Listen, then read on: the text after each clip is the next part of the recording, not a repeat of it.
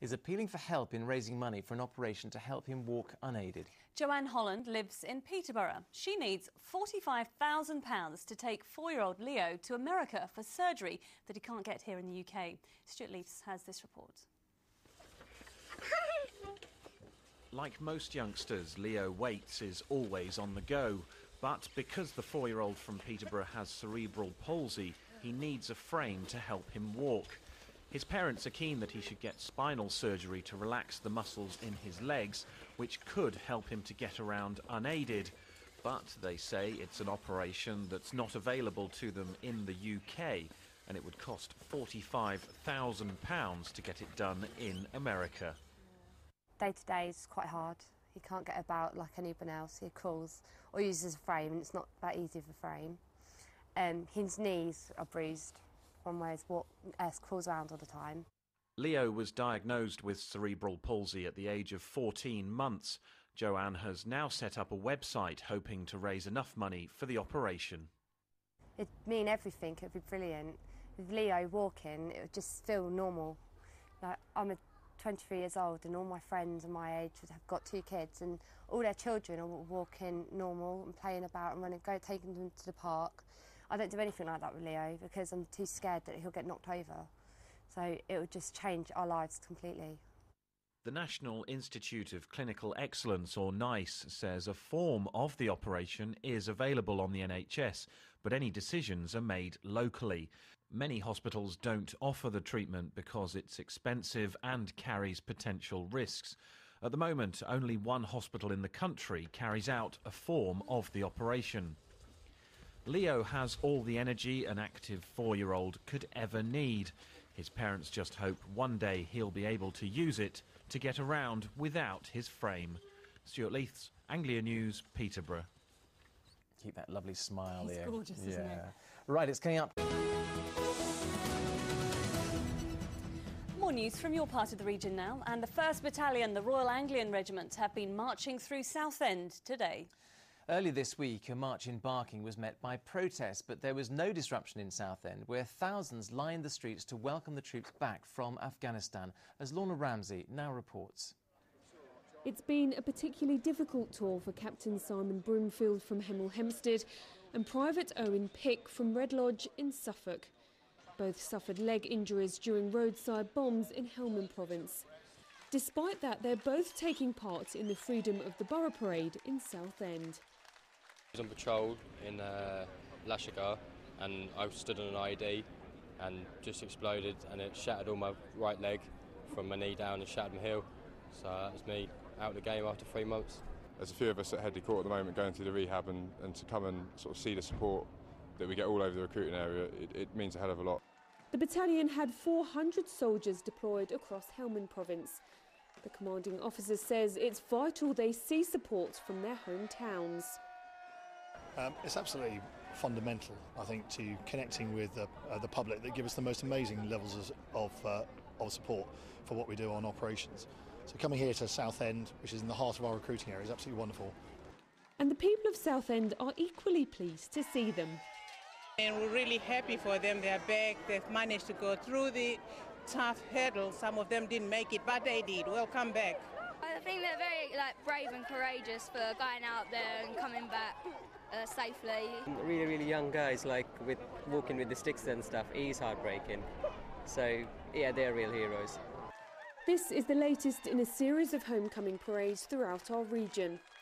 The Vikings were in Ely yesterday and will be in Norwich tomorrow. They just hope they get a similar welcome there.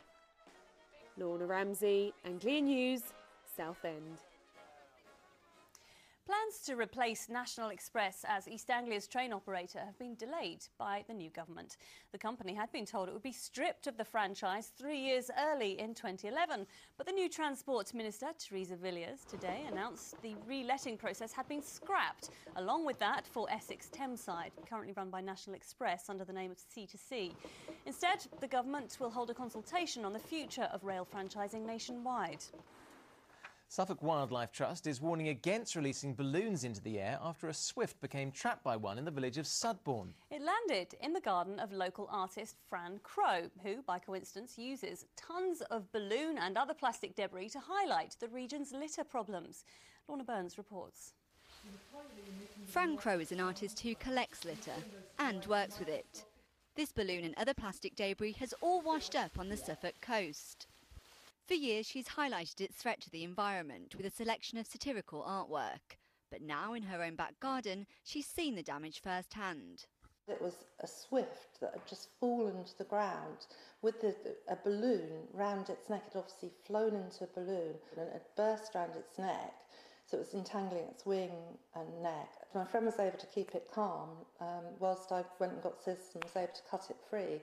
Now, if you're thinking of releasing balloons, there is actually a code of conduct in place. The balloons must be latex and biodegradable.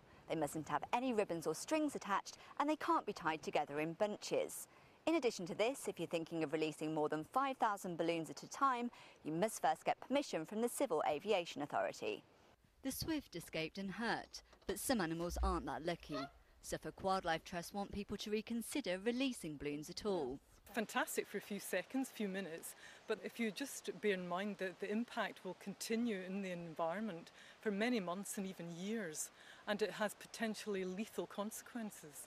For many people, balloons mark a celebration, but for many animals they pose a serious risk. Fran hopes her work will highlight the problem and encourage charities to mark their cause in a more wildlife-friendly way. Laura Burns, Anglian News, Sudbourne in Suffolk. The region's football fans will be busy drawing up early travel plans for next season with the new league fixture list released today. So then where will supporters of Ipswich, Norwich, Colchester and Southend be heading on August the 7th? That's the opening day. Well, Donovan Blake has all of the answers. They faced each other as players in the Champions League more than a decade ago. Now Ipswich's Roy Keane and Norwich's Paul Lambert prepare to face each other as managers in the Championship after City's elevation to the second tier. So Norwich back in the Championship. They'll start the season at home to Watford with their first away game at Scunthorpe. Ipswich opened their campaign on the road at Middlesbrough, with Burnley, relegated from the Premier League, their first visitors to Portman Road. And what about those derby clashes? Well, the first is at Carrow Road in November, with a return scheduled for the Easter weekend next April. But while the region's traditional rivals are brought together again, Essex pair Colchester and Southend are pulled apart. The U's resume life in League One under new manager John Ward with a trip to Exeter. Their first home game is against Sheffield Wednesday, relegated from the Championship. The Shrimpers, back in League Two for the first time in 5 years, open the season at Roots Hall against Stockport County with their first away trip to Aldershot. They could have a new skipper come August, with Adam Barrett placed on the transfer list at his request. Still a few weeks to go till the big kick-off, but the countdown for managers, players and fans is underway. Donovan Blake, Anglian News. Well, then, with one of their youngsters set to make his England debut, members of the North Walsham Rugby Club in Norfolk have added interest in this weekend's Test match against Australia. Ben Young started his rugby career at North Walsham before joining the Leicester Tigers Academy 4 years ago. The 20-year-old replaces Danny Kerr for Saturday's game in Sydney. Administrators are going back to the drawing board after failing to find a buyer for the Great Leys racecourse in Essex. The racecourse has been up for sale for the past 17 months after going into administration. Great Leys was Britain's first new racecourse for 81 years when it opened in 2008. Now then, here's an interesting knitting project which is growing all the time. These volunteers at the Age Concern shop in Lowestoft are knitting a mile-long scarf. The aim is to raise awareness and funds for the charity. When complete, the scarf will be carried through the streets of the town, we're told. Lovely.